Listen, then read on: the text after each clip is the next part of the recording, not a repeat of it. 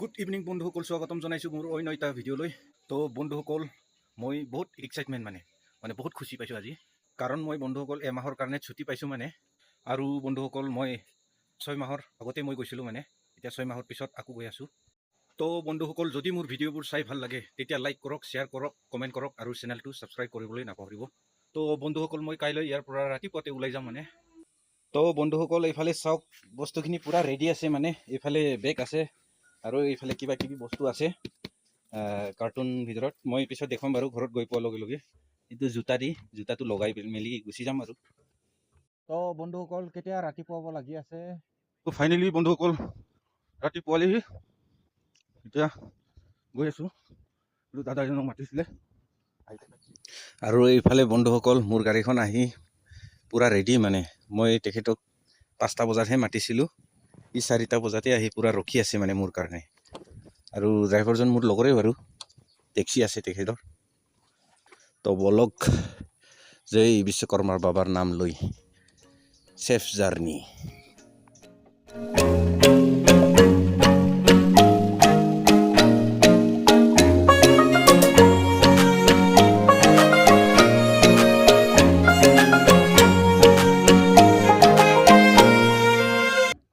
তো ফাইনেলি বন্ধুসকল Kohima ISBT bus ষ্টেণ্ডত আহি পালোহি আৰু ইয়াৰ পৰা ডিমাপুৰলৈ যাম।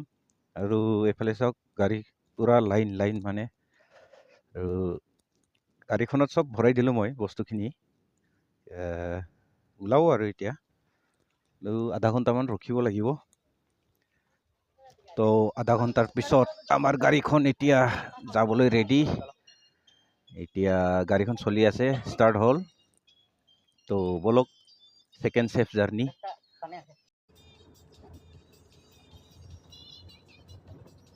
তো বন্ধুসকল, আহি এইখিনিতে আমাৰ গাড়ীখন তেলটো ভৰা লাগিব, গাড়ীৰ দানাটো দিব লাগিব। আৰু এইফালে চাওক লোকেশ্যনবোৰ, পেট্ৰল পাম্প ইয়াৰ পৰা বেছি দূৰ নাই আৰু এইখন দলংখন চাওক, ব্ৰিটিছ জামানাৰ দলং, নতুনকৈ বনাই আছে লেফ্ট চাইডে, এইটো পুৰণা হ'ল। আৰু বন্ধুসকল কি কৰিম, ভাগ্য বেয়া, ডিমাপুৰ 10 কিলোমিটাৰমান আছিলে গৈ পাবলৈ। তাতেই তাৰ আগতেই ঘাঁচপানী বুলি কোৱা জেগা এডোখৰত আমাৰ গাড়ীখন পামচাৰ হৈ গ'ল এতিয়া পামচাৰটো বনাব বিচাৰি আছে। আৰু ইয়াৰ পৰা মাত্ৰ 10 কিলোমিটাৰমানেই আছে আৰু ডিমাপুৰলৈকে। আৰু এইফালে খুলি আছে ড্ৰাইভাৰ চাবজন। আৰু ফাইনেলি আমাৰ টায়াৰখন ৰিপ্লেচ কৰি হৈ গ'ল, এতিয়া গৈ আছোঁ। আৰু আহি বন্ধুসকল চুমুকিডিমা টাউন পালোহি। তো ফাইনেলি বন্ধুসকল আহি 1 ঘণ্টাৰ মূৰত ডিমাপুৰ প্লেটফৰ্মখন পালোহি। ইয়াতেই টেক্সি ষ্টেণ্ড আৰু ৰেলৱে ষ্টেচন চব আছে ইয়াতে। আৰু বন্ধুসকল, মই ইয়াৰ পৰা আধা কিলোমিটাৰমান খোজকাঢ়িব লাগিব, মোৰ নেক্সট ষ্টেচনলৈ, য'ত ডিমাপুৰ টু মেৰাপানীলৈ যোৱা ষ্টেচন এটা আছে, তালৈকে আধা কিলোমিটাৰমান খোজকাঢ়িব লাগিব। আৰু এইফালে ডিমাপুৰ ৰেলৱে ট্ৰেকখন চাই লওক আপোনালোকে। ডিমাপুৰ ট্ৰেইন ষ্টেচন বুলি ক'লে কি ক'ম আৰু, আমনি লাগি যায় একদম, য'তে ত'তে শুই থাকে একদম।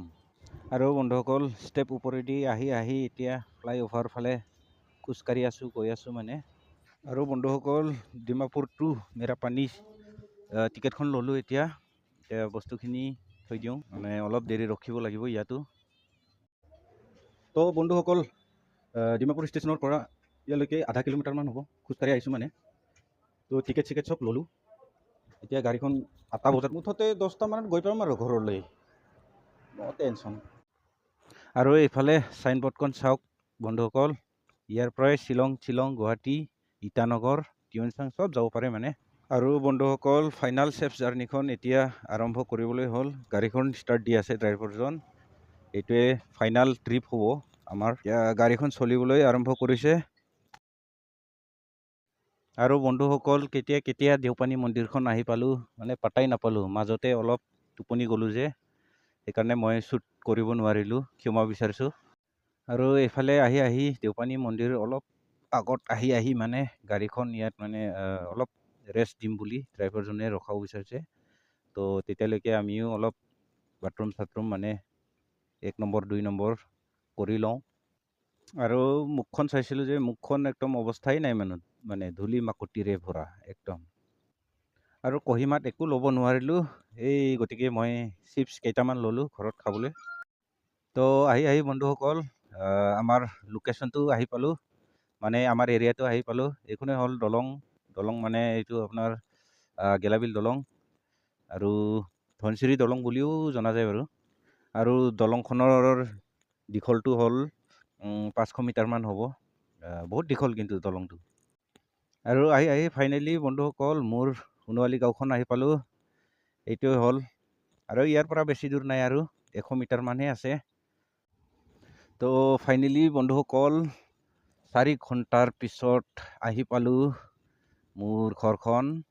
আৰু চিপছকেইটা ওলাই লওঁ, বস্তু ওপৰতো আছে বান্ধি থোৱা।